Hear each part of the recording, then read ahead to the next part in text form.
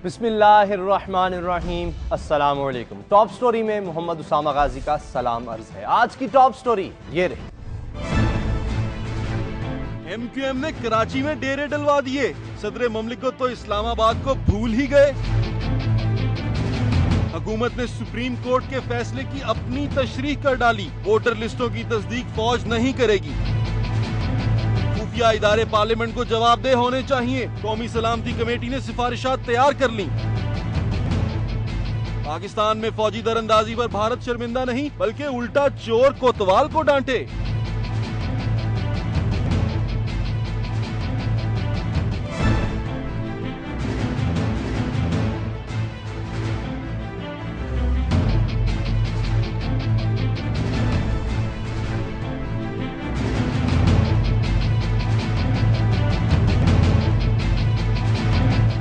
कुछ कहते हैं कि ऐवान सदर अपने मुकीम की तलाश में है, क्योंकि जनाब सदर मुमलिकत आसिफ अली जरदारी गुज़श्ता 22 रोज से कराची में है। उनके तवील क़याम पर कुछ लोग कहते हैं कि किसी अल्लाह वाले ने उनको पहाड़ों से दूर और समंदर के पास कुछ वक्त गुजारने का कहा है। सो वो किसी नहुसत से बचने के लिए कराची में है। मगर ऐसी बेपरकी छोड़ने वाले से गुजारिश है कि चलें बड़े बड़े ना सही, मगर कुछ कटी पटी पहाड़ियां कराची में भी तो हैं। लेकिन कहने वालों की जुबानें कहां पकड़ी जा सकती हैं। कहने वाले तो ये भी कहते हैं कि सिंध पीपल्स पार्टी के हाथों से निकल रहा है। कल पीपल्स पार्टी के एक रुकन कौमी असम्बली जफर अली शाह नवाज शरीफ के साथ मिल गए हैं। बंदा आजिज के ख्याल में सदर जरदारी को ये फिक्रें कहां, सिंध उनके साथ था, साथ ही है। जफर अली शाह साहब तो फन्ने आवारगी के पुराने फनकार हैं। एक आवारगी और सही, हाँ, उन्हें अगर फिक्र है तो वो शेखुल इस्लाम के लॉन्ग मार्च की, बल्कि अगर यूं कहिए कि लॉन्ग मार्च से ज्यादा लॉन्ग मार्च की शरीके कार यानी एमक्यूएम की तो ज्यादा मुनासिब होगा।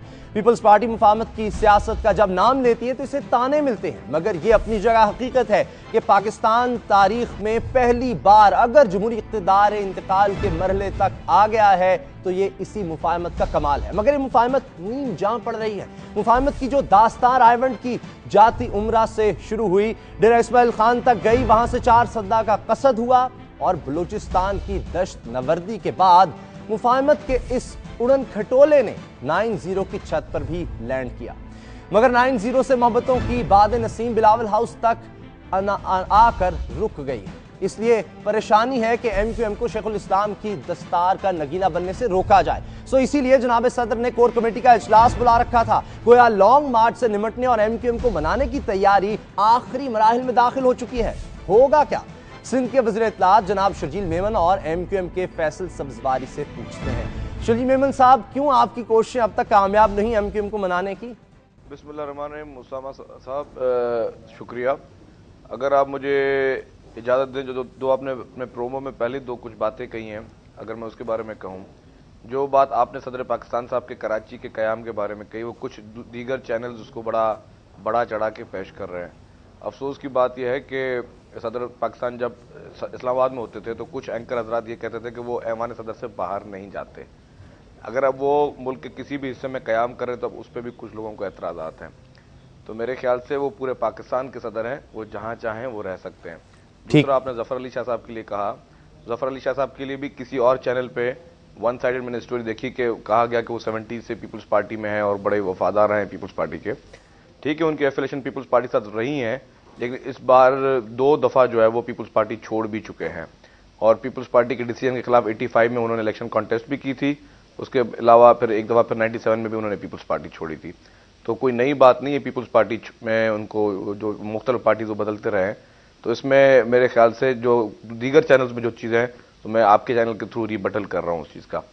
अब जो आपने ये सवाल किया लॉन्ग मार्च के हवाले से, जी देखें, मुख्तलिफ पार्टीज हैं, हर पार्टी का अपना मंशूर है, अपनी सोच है। अगर कोई पार्टी अपनी मर्जी से कोई फैसला करती है तो हमारी इत्तेहादी ज़रूर है, लेकिन ज़रूरी नहीं है कि वो जो हम चाहें वो चीज़ वो करें, और हर पार्टी का अपना एक फैसला है। आपको कोई एतराज नहीं है? इसका मतलब है कि उनका फैसला है तो कोई बात नहीं।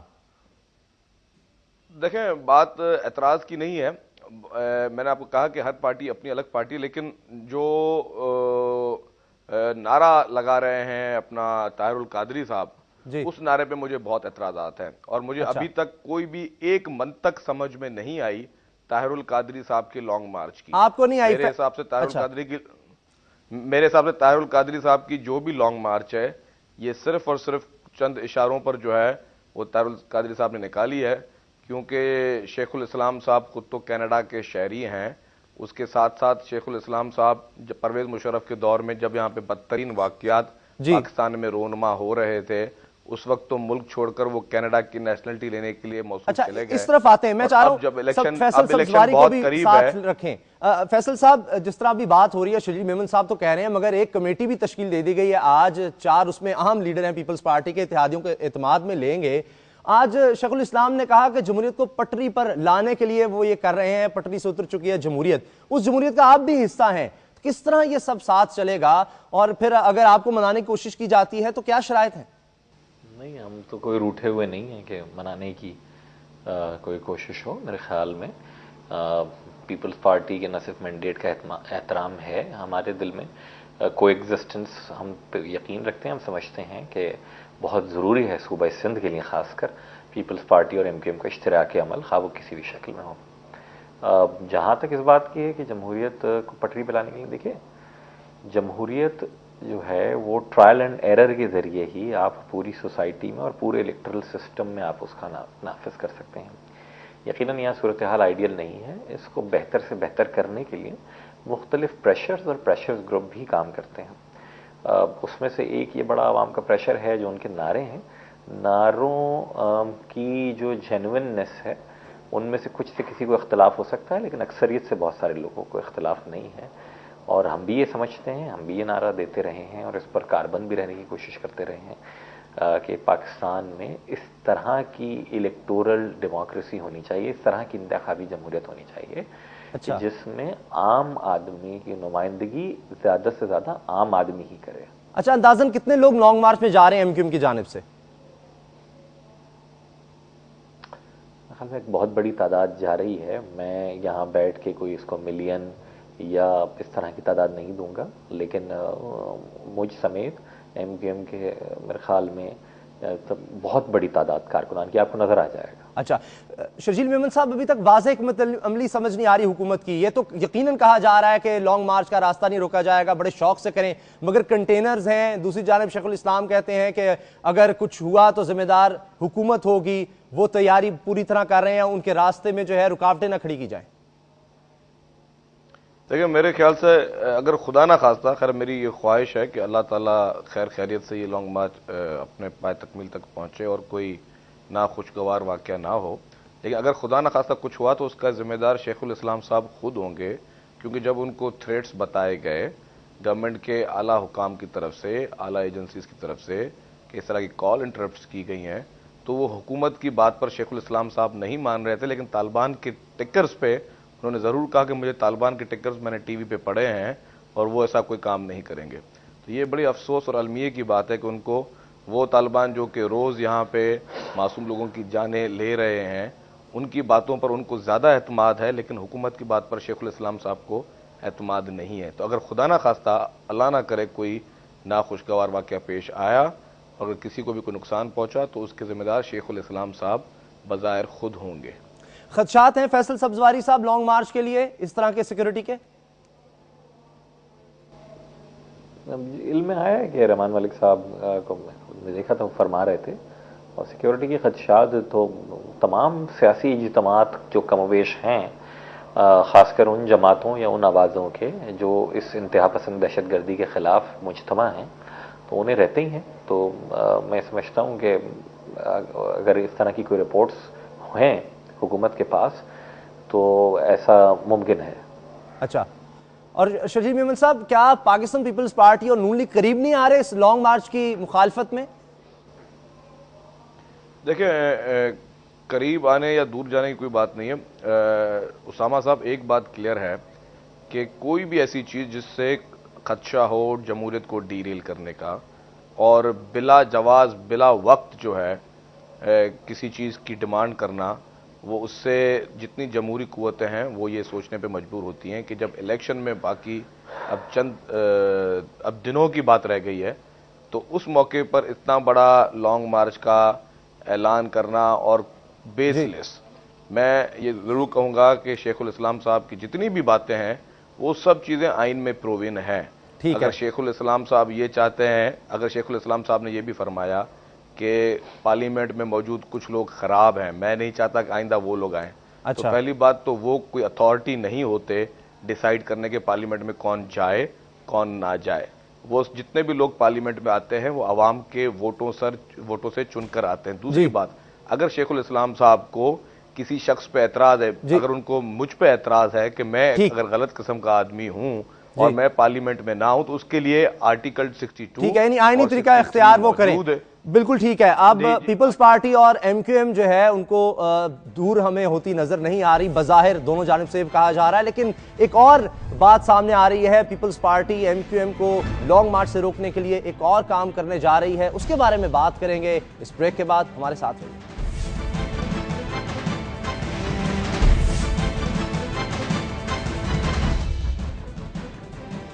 وصل کی گھڑیوں میں ہجر کسی قیدوں کی شکل میں آ جائے تو اچھا تو کسی کو نہیں لگا کرتا. ادھر عشاق کے قافلے منزلوں کے قریب ہوئے، ادھر لشکر کشی کی رجز بڑھی جانے لگی. سو حکومت وقت کے سرکردہ اپنی ہم خیال جماعتوں سے رابطے کر کے لانگ مارچ کے خلاف حکمت عملی کے لیے سر جوڑ کر بیٹھے ہوئے ہیں. کراچی میں ہونے والے آج کے اجلاس میں جہاں شرکاء کو جناب رحمان ملک نے نہ صرف شیخ الاسلام سے اپنی ملاقات سے آگاہ کیا بلکہ لندن میں ہونے والی ملاقات کا بھی ذکر رہا. ادھر لاہور میں شیخ الاسلام سے تجدید وفا کرنے حیدر عباس رضوی آئے تھے. سیاست کے رنگ بدترین آمریت میں بھی پھیکے نہیں پڑتے. جمہوری ادوار میں تو یہ رنگ ویسے ہی کھل اٹھتے ہیں. کس قدر خوبصورتی ہے کہ مسلم لیگ نون اور پیپلز پارٹی والے حریف ہیں، مگر عشاق کے قافلے میں شانہ بشانہ اور ہم قدم. پیپلز پارٹی اور ایم کیو ایم ویسے اتحادی ہیں مگر روٹھے روٹھے سے بھی اور خفا خفا بھی. گویا ایک بازو پیپلز پارٹی کے حکومتی شانے پر اور دوسرا شیخ الاسلام کی کمر کے گرد نیم لپٹا ہوا. سپریم کورٹ کا فیصلہ تھا کہ کراچی میں 69 لاکھ ووٹروں کی تصدیق فوج سے کروائی جائے. حکومت کل سے اس پر عمل کرنے جا رہی ہے مگر تشریح اپنی ہے کہ لیلا کو گنجا بنا دے اور مجنو کے گیسو دراز. کون پوچھنے والا ہے؟ تشریح یہ ہے کہ ووٹر لسٹوں کی تصدیق فوج نہیں کرے گی بلکہ الیکشن کمیشن کے عملے کی حفاظت کرے گی. کیا سادگی ہے وزارت دفاع کی.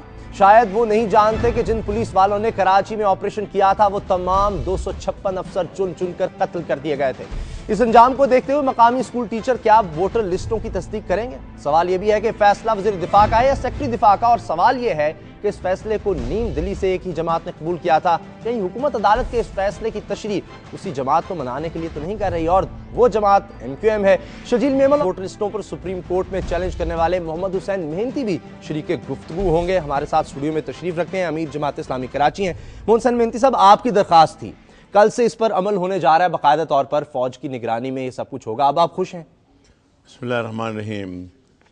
آپ کو معلوم ہے کہ انتخابات کی بنیاد جو ہے انتخابی فہرستوں پر ہوتی ہے، اور یہ فہرستیں کراچی میں دھاندلی اور بوگس بنائی گئی تھیں، جس کے پر ہم نے سپریم کورٹ میں گئے اور سپریم کورٹ نے تمام دلائل سننے کے بعد اور ان کے پاس جتنی چیزیں رکھی گئی تھیں اس پہ فیصلہ کیا کہ یہ لسٹیں بوگس ہیں اور ان لسٹوں کی تصدیق دوبارہ کی جائے. اور اس کے لیے لکھا ہوا الفاظ یہ ہیں with the help and assistance of the Pakistan army and the F C. ٹھیک ہے.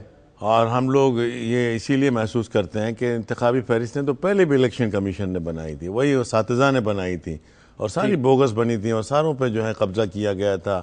سیکٹر آفس میں، یونٹ آفس میں جا کر ان تمام چیزوں کو جو ہے مرتب کیا گیا تھا. تو اگر ایسا ہی کام ہونا ہے تو پھر آرمی کا کوئی فائدہ نہیں ہے. اس لیے یہاں یہ نہیں لکھا ہوا یہ فیصلے کے اندر کہ under the security of the army, بلکہ لکھا ہے with the help and assistance. اس کا مطلب یہ ہے کہ آرمی جو ہے ان کے ساتھ ہونی چاہیے تاکہ لسٹیں صحیح بنیں.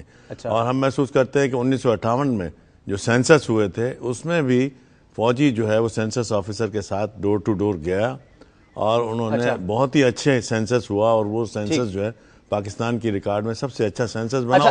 اس پر شجیل میمن صاحب بولے. شجیل میمن صاحب، کیا یہ درست ہے کہ فوج کی مدد جو ہے تب صحیح طرح ہو سکتی تھی، ان کا بھی کوئی کردار ہوتا؟ آپ تو صرف سیکیورٹی دے رہے ہیں. دیکھیں جی، ووٹر لسٹیں جو ہیں وہ جب پرویز مشرف کے دور میں بنی تھی تو پورے پاکستان میں اس پہ شکایتیں موجود تھیں، کسی ایک علاقے کے لیے نہیں کیا جاتا. اور اس بار جب ووٹر لسٹیں نہیں بنی اب تو جی نہیں جو بنی، میں اس پہ آ رہا ہوں کہ جو رورل ایریاز ہیں سندھ کے، اس میں بھی لاکھوں کی تعداد میں بوگس ووٹ کٹے ہیں. پورے پاکستان میں جو ہے وہ بوگس ووٹ کٹے ہیں. اس کے بعد کرنٹ اسٹیٹس کیا، جو کرنٹ اسٹیٹس تھا اس میں جس طرح سپریم کورٹ نے احکامات جاری کیے کہ فوج کی نگرانی میں دوبارہ اس کو ووٹر لسٹوں کی اندراج بھی ہوگا اور اس کو چیکنگ ہوگی. تو اب یہ الیکشن کمیشن کو انہوں نے احکامات دیے ہیں, تو اب یہ الیکشن کمیشن کے ہاتھ میں ہے کہ وہ اس کو کس طرح جو ہے وہ اچھا, اور فوج ساتھ ہوگی لیکن جو ہے باقاعدہ طور پر حصہ نہیں لے گی, صرف نگرانی کرے گی یا سیکورٹی فراہم کرے گی. فیصل صاحب زرداری صاحب, آپ کے اعتراضات تھے ایم کیو ایم کے, اب وہ ختم ہو چکے ہیں؟ نہیں جی, ہم تو یہ سمجھتے ہیں کہ جو الیکشن کمیشن کے ایڈیشنل سیکریٹری شریف گنج صاحب نے تحریری موقف سپریم کورٹ میں دیا تھا کہ ملک بھر میں تقریباً 6 لاکھ سے زائد ایسے ووٹر تھے جن کے عارضی پتوں کا مسئلہ تھا اور وہ ویریفائی نہیں ہو پائے. اس میں سے 32,000 ووٹر کراچی کے تھے. تو یعنی کہ تقریباً 5,75,000 سے زیادہ ووٹر ملک بھر کے ہیں. تو جہاں جہاں اس طرح کے ایشوز تھے وہاں ان کو حل ہونا چاہیے. اگر ووٹر لسٹوں کی تصدیق نو فوج کی معاونت کے ذریعے کرنے سے ووٹر لسٹیں 100% درست ہو جاتی ہیں تو یہ کام کیا پورا پاکستان میں اس طرح کا کام نہیں ہونا چاہیے؟ پہلی بات تو.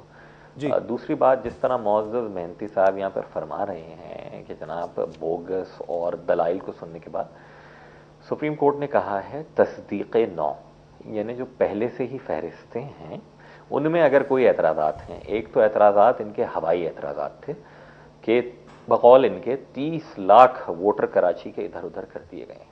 اس کے معنی یہ ہیں کہ اگر 67-68 لاکھ ووٹرز ہیں کراچی کے, تو جب تک وہ 98 لاکھ نہیں ہو جاتے اس وقت تو کراچی کی ووٹر لسٹیں صحیح نہیں ہوگی بقول مہنتی صاحب کے. میرے خیال میں یہ سیاسی نعرے بازی سے اچھا نہیں, اب تو فیصلہ آ گیا نا, کل سے تصدیق ہونے جا رہی ہے, فوج جو ہے وہ بھی ساتھ ہوگی. ابھی حلقہ بندیوں کے حوالے سے ریویو پٹیشن فائل کی فروغ نسیم صاحب نے, ایم کیو ایم کے رہنما سینیٹر ہیں, مگر اس پر کوئی اعتراض نہیں آیا. میرے بھائی, سپریم کورٹ نے ایک حکم نامہ جاری کیا, الیکشن کمیشن کو ہدایت کی, الیکشن کمیشن نے فوج کی معاونت سے اس کام کو شروع کرنا تھا. جو ہمارے سیاسی اعتراضات ہیں وہ ہم نے پہلے بھی بتلائے, آج بھی آپ کے پلیٹ فارم سے بتلا رہے ہیں, لیکن ہم کس طریقے سے روکیں گے سپریم کورٹ کے حکم کو؟ اعتراضات کر سکتے ہیں, ایک دائرے میں رہتے ہوئے وہ اعتراض کر رہے ہیں, ہم تاریخ میں اپنا پوائنٹ میک کر رہے ہیں. ٹھیک, اچھا آپ نے سن لیا. اب ہیلپ کا آپ کہہ رہے ہیں, مدد تو وہ ہو رہی ہے, ان کے سیکورٹی میں مدد فوج دے رہی ہے, اور وہ فوج کیا کرے, آخر کام تو الیکشن کمیشن کا ہی ہے, ان کے اوپر ہے, وہ جس طرح مرضی چاہیں.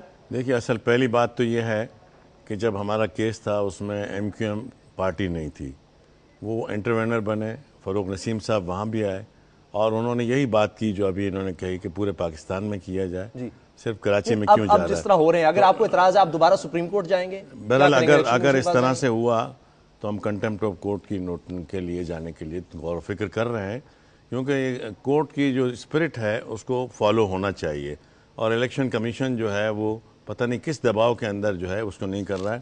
آج یہ میرے پاس جو ہے وہ تمام ہدایات ہیں جو الیکشن کمیشن نے نکالی ہیں, اس میں کہیں پر بھی انہوں نے اس بات کا تذکرہ نہیں کیا ہے کہ آرمی کی کیا ہیلپ موجود ہوگی.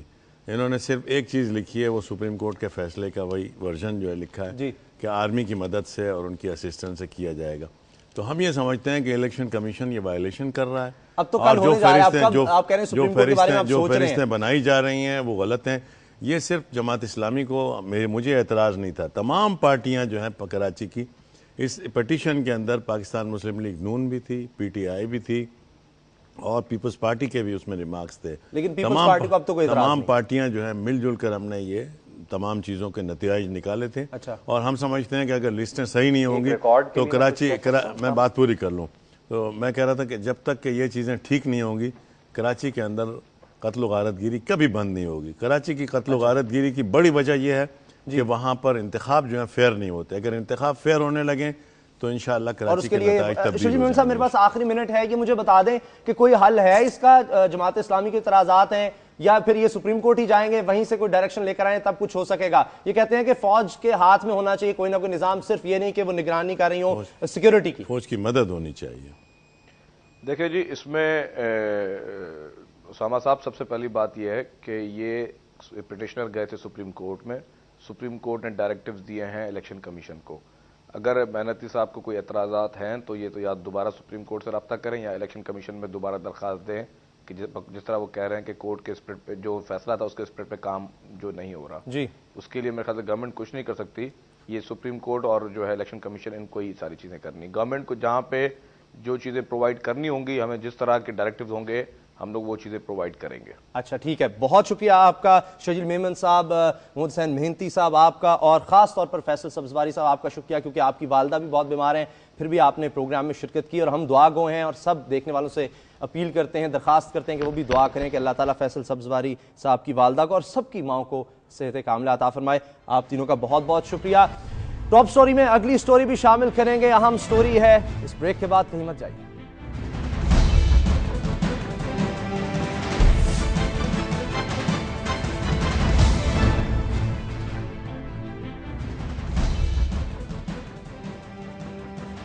تیرے ہونٹوں کے پھولوں کی چاہت میں ہم دار کی خشک ٹہنی پہ وارے گئے, تیرے ہاتھوں کی شمعوں کی حسرت میں ہم نیم تاریک راہوں میں مارے گئے. نہ جانے کتنے چاہنے والوں کے خون رائیگاں گئے, نہ جانے کتنے تھے جو حرف آرزو زبان پر لائے اور اسی جرم میں ٹکٹکیوں پر باندھ دیے گئے. نہ جانے کتنے تھے جنہوں نے دارالعلوم کی حرمت کا, اس کی تقدیس کا علم اٹھایا مگر آگ میں جھونک دیے گئے. ابراہیم سے نمرود تک, موسیٰ سے فرعون تک, مارکا یہی, بس یہی کہ خلق خدا راج کرے اور حقیقت وہ جعلی, اسی جد و جہد کی مخالفت. لیکن زبردستوں کے زور کم ٹوٹے اور زیادہ چلتے رہے, مگر اب ایک بار پھر خلق خدا کے راج کا دور چل نکلا ہے. قومی سلامتی کے نام پر قوم کو چھڑی سے ہانکنے کا زمانہ بھی رخصت. عوام کا حکم قومی سلامتی پر بھی اور سروس آف پاکستان کے دائرے میں آنے والے ہر ادارے پر بھی لاگو ہوگا. قومی سلامتی کی پارلیمانی کمیٹی اس ضمن میں فیصلہ کر چکی ہے کہ اب خفیہ ایجنسیوں کا کردار پارلیمنٹ کی زیر نگرانی ہوگا. قومی سلامتی کمیٹی نے اس سلسلے میں اپنی سفارشات پارلیمنٹ اور صدر مملکت کو ارسال کرنے کا ارادہ ظاہر کیا ہے. کمیٹی نے افغانی طالبان کی رہائی کا بھی نوٹس لیتے ہوئے D G I S I, secretary خارجہ اور سیکٹری دفاع کو خط لکھ دیا ہے کہ اس سلسلے میں کیا کچھ ہوا کمیٹی کو آگاہ کیا جائے. کمیٹی انسداد دہشت گردی ایکٹ کا بھی جائزہ لے گی. قومی سلامتی کمیٹی نے یہ تمام فیصلے لاپتہ افراد کی بازیابی کے معاملے میں کیے. سوال میں کسی قسم کی پیچیدگی نہیں, سادہ سا ہے کہ پاکستان میں پارلیمنٹ کا یہ کردار قبول کیا جا سکتا ہے, اور یہ کہ موجودہ دور حکومت میں ان سفارشات پر کوئی قانون یا ضابطہ بن سکتا ہے, کیونکہ حکومت کی میعاد ختم ہونے کو ہے. اور سوال یہ بھی اہم ہے کہ کیا قومی سلامتی کی کمیٹی جو خفیہ ایجنسیوں کی نگرانی کرے گی, اس کے پاس ایجنسیوں کی جزا و سزا کا اختیار ہوگا؟ اس پر بات کرنے کے لیے ہمارے ساتھ ہیں قومی سلامتی کمیٹی کے رکن میر حاصل بزنجو صاحب. بہت شکریہ میر صاحب آپ کا. یہ فرمائیے, کیا ان سفارشات پر عمل بھی ہو سکے گا؟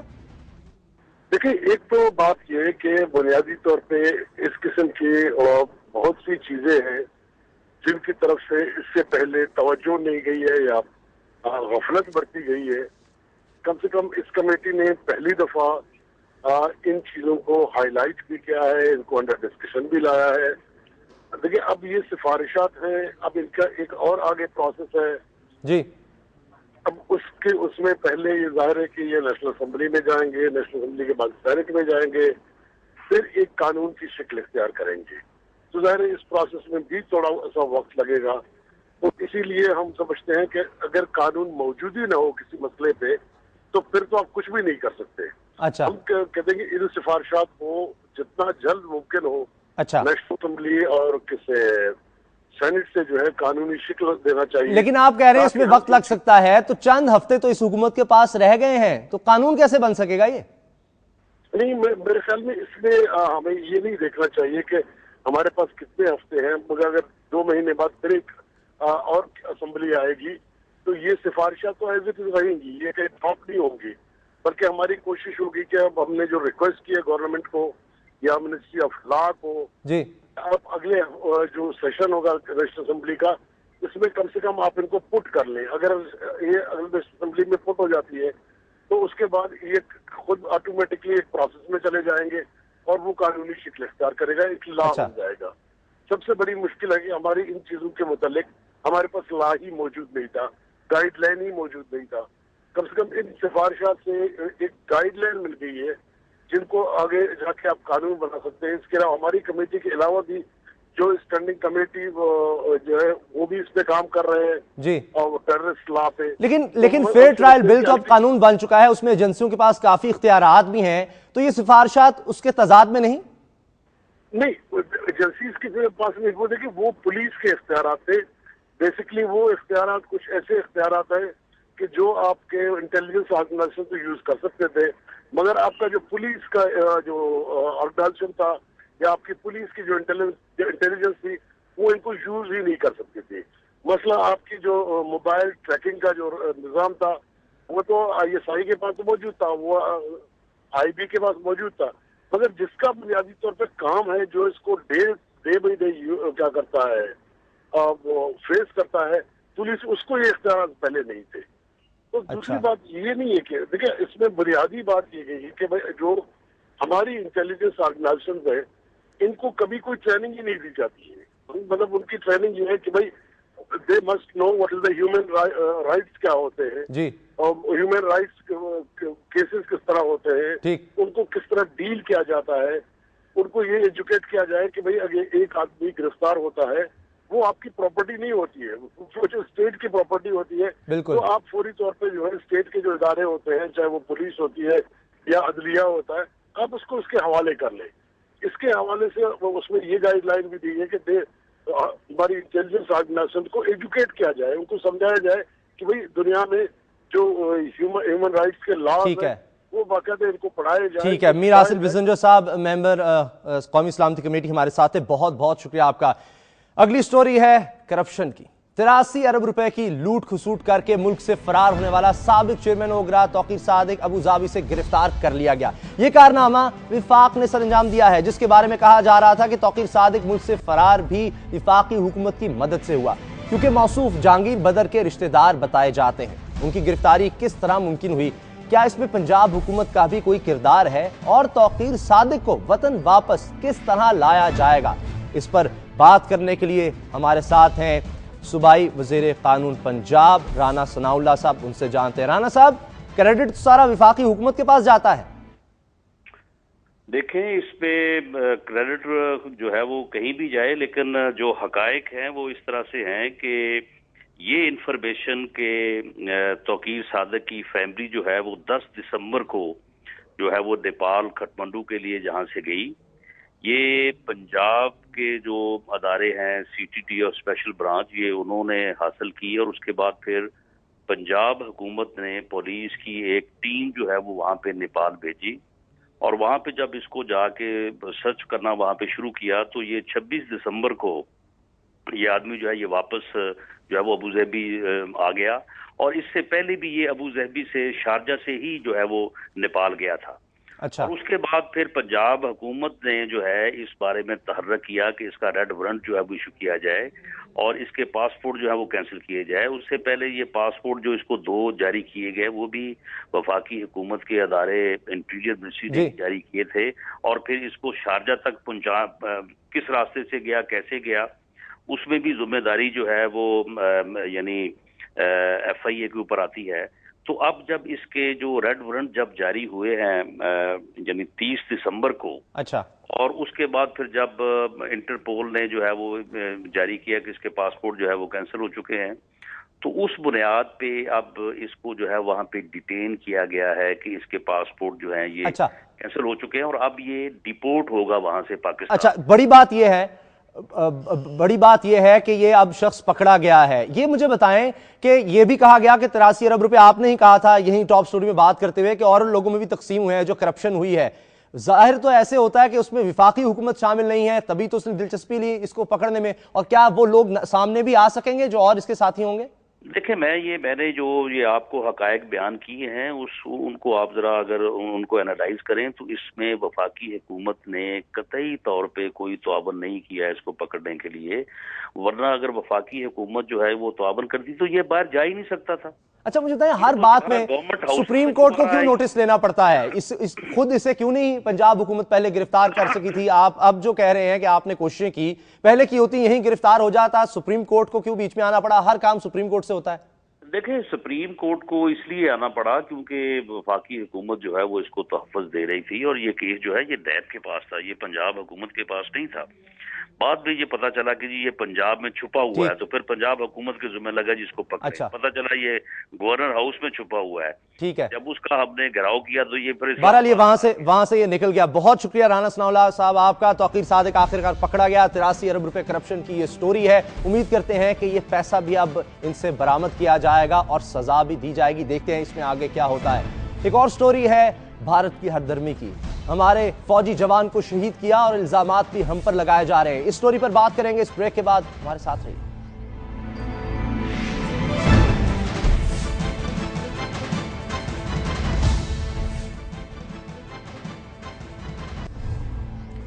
محبت کے جواب گولیوں سے دیے جانے لگیں تو فاختائیں زندہ نہیں رہا کرتی. ادھر افغانستان میں بھارتی چابک دستیوں کو بھلا کر کشمیر میں اس کی چیرہ دستیوں سے نظریں چرا کر ہم نے بھارت سے اپنی دشمنی کو ایک قبر میں دفن کیا. پھر اس قبر پر تجارت کے نام کا پھول بڑی محبت سے رکھا. ادھر ہماری اس دوستی کو غلطی سے تعبیر کیا گیا. لانگ مارچ ہوئے, واگا بارڈر تک ریلیاں نکالی گئیں, بھارت کو پسندیدہ ملک قرار دینے کی مخالفتیں بڑھیں. پاک فوج نے بھارت کی بجائے اندرونی دشمن کو سلامتی کے لیے بڑا خطرہ قرار دیا. مگر اس کا جواب بھارت نے یہ دیا کہ لائن آف کنٹرول کی خلاف ورزی کی, ہمارا ایک فوجی شہید کر دیا اور ایک زخمی. نائک محمد اسلم کی والدہ کا حوصلہ قابل تحسین ہے. ماں ہے, بیٹے کی لاش سے لپٹ کر نہ روتی تو کیا کرتی, مگر پھر بھی کہتی ہے کہ اپنے وطن کے لیے ایسے 10 بیٹوں سے لپٹ کر رو سکتی ہوں. بھارت کہتا ہے کہ خلاف ورزی پاکستان نے کی, ہمارے 2 فوجی مار دیے اور ایک کا سر کاٹ کر پاکستانی فوج ساتھ لے گئی. الٹا چور کوتوال کو ڈانٹے. بھارت نے ہمارے ہائی کمشنر سلمان بشیر کو طلب کر کے اپنا احتجاج ریکارڈ کروایا. ہماری وزیر خارجہ ہنا ربانی کھر کہتی ہیں کہ ہاتھ کنگن کو آرسی کیا. در اندازی کس نے کی, اس کی انکوائری ہم کسی تیسرے فریق سے بھی کروانے کو تیار ہیں. سوال یہ ہے کہ کیا بھارت میں کوئی سٹیٹ ایکٹر ایسا تو نہیں جو پاکستان اور بھارت کے درمیان امن کے قیام کا دشمن ہے. بھارت کہتا ہے کہ اعلان لاہور کو سیبوٹاج پاکستان کے اندر سے کیا گیا. کیا اس بار یہ کام بھارت کے اندر سے ہوا ہے؟ اور سوال یہ بھی ہے کہ فوج کو اپنا ڈاکٹرین تبدیل کرنے کی ضرورت تو نہیں جس میں بھارت کو دوسرے درجے کا خطرہ قرار دیا گیا ہے. اسی حوالے سے بات کریں گے. میرے ساتھ سینئر تجزیہ کار رسول بخش رئیس صاحب اور حمید گل صاحب, جنرل ریٹائرڈ اور کسی تعارف کے محتاج نہیں, دفاعی تجزیہ کار ہیں. ان سے بھی اس حوالے سے بات کریں گے. رسول بخش رئیس صاحب, یہ کیا ہم نے تو ایک طرف دیکھا پاکستان کی فوج کہتی ہے کہ اندرونی خطرہ بڑا ہے, مگر حملہ تو باہر سے ہو گیا. نہیں, اس میں تو کوئی شک نہیں ہے کہ جتنا لوگ ہمارے دہشت گردوں نے پاکستان میں شہید کیے ہیں, اتنا تو جو 3-4 جنگیں ہندوستان کے ساتھ ہوئی ہیں اتنا ہمارے نوجوان شہید نہیں ہوئے. اور جو اندرونی خطرہ ہے اور جو ڈاکٹرن تبدیل ہوا ہے, میں اس کی تائید کرتا ہوں, حمایت کرتا ہوں کہ اندرونی خطرات زیادہ مہلک ہوتے ہیں قوموں کے لیے, اور ان کا پتہ نہیں چلتا کہ ان کے پیچھے کون ہے اور ان کے مقاصد کیا ہیں, اور پھر اندر سے ایک جو خلفشار معاشرے کے اندر پیدا ہوتا ہے اس کو آپ ختم نہیں کر سکتے. اور نہ صرف یہ کہ ہمارے 35,000 شہری شہید ہوئے ہیں, ہمارے نوجوان شہید ہوئے ہیں, فوجی شہید ہوئے ہیں, اور جس طرح سے انہوں نے ایک بربریت کا مظاہرہ کیا ہے. جو اندرونی دشمن ہے جو بھی ہیں, آپ ان کے اوپر کئی دفعہ پروگرام آپ لوگ کرتے رہتے ہیں, لیکن اس کا مطلب یہ نہیں ہے کہ ہندوستان کے ساتھ ہمارے تنازعات ختم ہو گئے ہیں. ان کا مطلب یہ بھی نہیں ہے کہ ایک جو پرانی تاریخ ہے ہندوستان کے ساتھ تنازعات کی اور تصادم کی اور جنگوں کی, وہ بالکل ختم ہو چکی ہے یا ہم نے اس کو فراموش کر دیا ہے. وہ ایک تاریخ کا حصہ ہے اور اس سے ہمیں سبق سیکھنا چاہیے. اور جہاں تک کہ بیرونی خطرات ہیں وہ ختم نہیں ہوئے, وہ اپنی جگہ پہ قائم ہیں, ان کے لیے تیاری بھی کرنی چاہیے اور قوم کو اور ملک کو تیار بھی رہنا چاہیے.